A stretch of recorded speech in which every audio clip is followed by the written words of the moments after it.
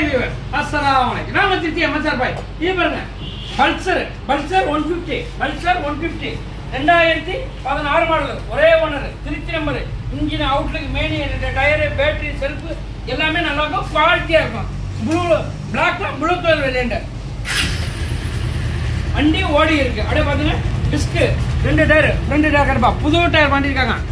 2016 model, low model, low budget. இது உங்களை பார்த்தீங்கன்னா 46 ரூபா கேட்குறாங்க. எவ்வளோ? 46 ரூபா.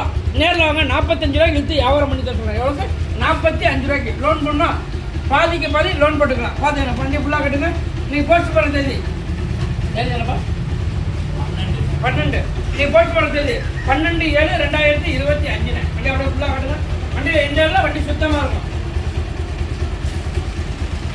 லோ பட்ஜெட்டு லோ விலைக்கு வரும், ஹை பட்ஜெட்டு ஹை விலைக்கு வரும். அதுக்காக ஹை பட்ஜெட்டை லோ பட்ஜெட் விலைக்கு கேட்காதீங்க.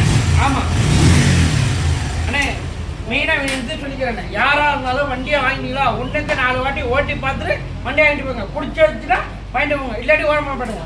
வாங்கிட்டு போய்ட்டு 15 நாளைக்கு அப்புறம் அண்ணே இந்த அதுன்னு, அண்ணே இந்த இதுன்னு, அண்ணே இதுன்னு மெக்கானிக்கிட்ட கேட்டேன்னு அப்படிலாம் யாரும் சொல்லாதுங்கன்னு. யாராக இருந்தாலும் இப்பயே கேட்டு இப்பயே தெளிவாக விசாரிச்சுட்டு வாங்கிட்டு போங்கண்ணே. ஏன்னா ஒருத்தர் வாங்கிட்டு போனார் 2022 ஸ்ப்ளெண்டர் ப்ளஸ் 69 ரூபாய்க்கு. நான் மெக்கானிக்கிட்ட கேட்டேன், 3 ரூபா விலை கூடன்னு சொல்கிறாரு. அண்ணே நான் ஏழையுமே அந்த வண்டி 68 ரூபாய்க்கு எடுத்து 1000 ரூபா லாபத்துக்கு தான் விற்றேன். அதுக்கே மெக்கானிங்க அண்ணே வண்டியை பற்றி வண்டி நல்லாக்கான்னு மெக்கானிக்கிட்ட கேட்கணும், விலை நல்லாக்கான்னு எங்களை மாதிரி டீலர்கிட்ட கேட்கணும். அப்போ தான் நீங்கள் குழப்பணும். ஏன்னா அப்போ தான் வண்டி ஓடி அடையும். பார்த்துக்குங்க. ஏன்னா எதுக்கு விளக்கத்தை சொல்கிறேன்னா,